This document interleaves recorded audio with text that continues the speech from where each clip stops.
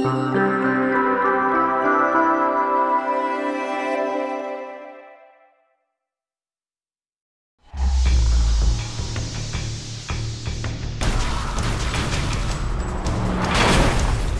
the hell out of here.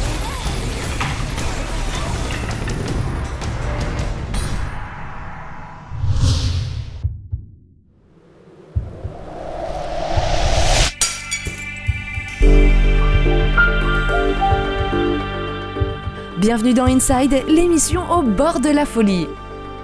Call of Cthulhu est l'adaptation immersive de l'univers pesant et inquiétant de Howard Phillips Lovecraft. Un jeu narratif où vous mènerez l'enquête sur la disparition d'une famille aux côtés d'Edward Pierce, vétéran de guerre devenu détective privé.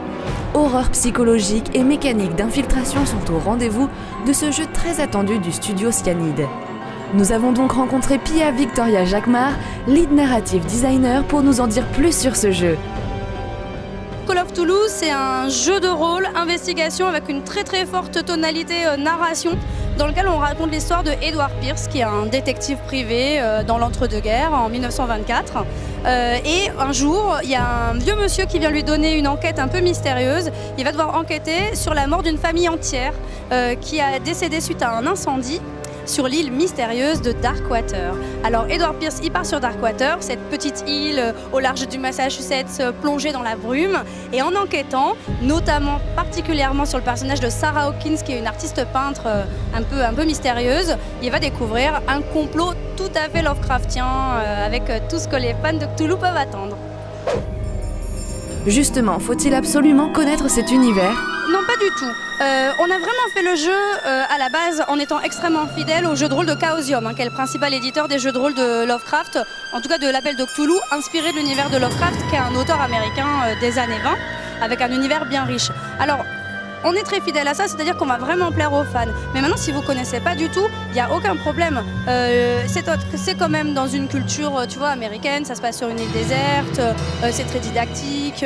N'importe qui va aimer les enquêtes, le mystère, un petit peu de paranormal, de fantastique, avec un goût comme ça pour tout ce qui est un petit peu ancien, mystérieux et caché, va apprécier. En plus de ça, ce qui est vraiment important, c'est que dans Cthulhu, le thème principal, c'est, on l'a appelé un petit peu le destin Lovecraftien. C'est-à-dire que Lovecraft, qui a créé Cthulhu, il était persuadé que quoi que tu fasses dans ta vie, tu ne peux pas échapper à ton destin. C'est comme une espèce de roue, tu vois, un peu maléfique qui roule derrière toi. Nous, on s'interroge sur ça. Est-ce que c'est possible d'échapper ou pas à son destin cruel? Au niveau de la mécanique du jeu, êtes-vous resté très fidèle au jeu de rôle L'Appel de Cthulhu ? On est resté très près des mécaniques originelles que les fans connaissent. Notre game designer est d'ailleurs un excellent maître de jeu sur le jeu papier.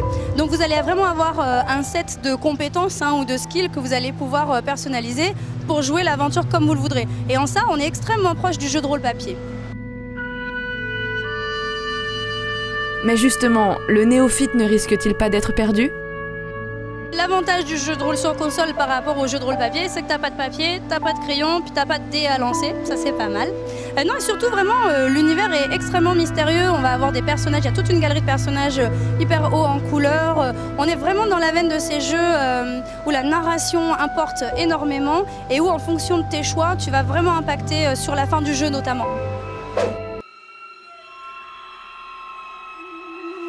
Comment avez-vous abordé cette atmosphère horrifique propre à Lovecraft ? Alors nous, on n'est pas très jumpscare, justement, on essaye d'éviter tout ce qui va être trop mainstream dans notre traitement de l'horreur. Vous allez voir qu'on va beaucoup travailler sur l'ambiance, sur le hors-champ, sur ce qui n'est pas dit. En ça, on va vraiment revenir à une expérience originelle de l'horreur. À l'époque, quand on lisait du Stephen King, on n'avait pas les images et on les imaginait très bien. Il y a aussi un mot qui est hyper important dans le vocabulaire de Lovecraft.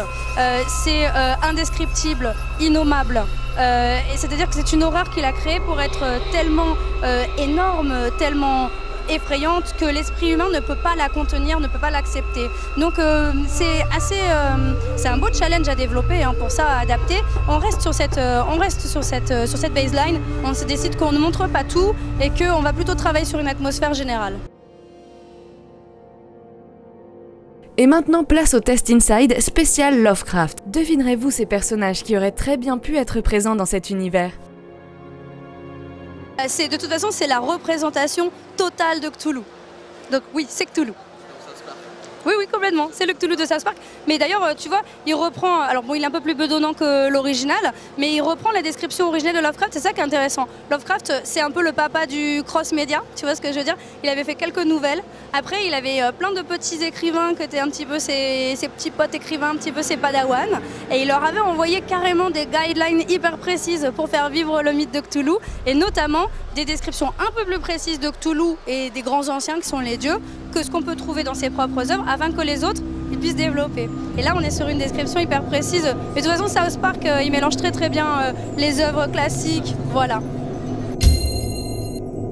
Un peu plus dur, c'est Mass Effect. De toute façon, dans Mass Effect, donc ça c'est le 3e, le moment où Shepard doit quitter la colonie terrestre. Ce qui est hyper intéressant dans Mass Effect, c'est qu'ils reprennent à la fois le motif toulien avec c'est pas les protéins, c'est les... Voilà. Les Reapers et principalement Léviathan, qui est de toute façon une espèce de gros calamar. Donc on est vraiment dans l'idée du grand ancien.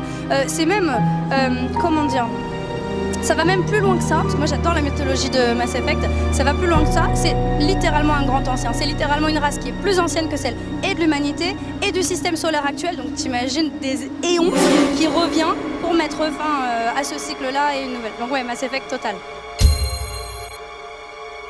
Bien sûr, c'est le docteur Zoidberg, mais oui. Enfin oui, qu'est-ce que tu veux que je te dise? Mais après, tu peux citer pas mal de choses récentes. Stranger Things avec l'Upside Down et puis le monstre de Stranger Things, c'est ce qu'on appelle un Dimensional Shambler. C'est un jeu qu'on trouve dans notre jeu. C'est un monstre du bestiaire de Chaosium, donc du Call of Cthulhu de Chaosium, qui traverse les dimensions et qui est donc extrêmement dangereux. Donc ça, on le retrouve. Et puis rappelez-vous du film on le refait. Et puis rappelez-vous du film The Arrival de Villeneuve. Et ben, les créatures un peu tentaculaires qui sont plus anciennes que nous et qui nous apprennent un nouveau langage, pareil, c'est extrêmement Lovecraftien. Et ça, c'est... Je sais pas ce que c'est. Ah si, c'est Doctor Who. Et ben, oui, mais de toute façon, Doctor Who, c'est une série comme anglaise qui connaît extrêmement bien son bestiaire fantastique. Il y a énormément de références dans Doctor Who. Donc effectivement, à partir du moment où tu vas avoir de toute façon un gars pas sympa avec des tentacules à la place de la bouche, c'est sur une représentation de Cthulhu. On dit que la folie n'est pas une malédiction, mais prenez tout de même garde à ne pas vous laisser entraîner trop loin par la folie de l'univers Cthulhu. Et à une prochaine dans Inside? Enfin, peut-être.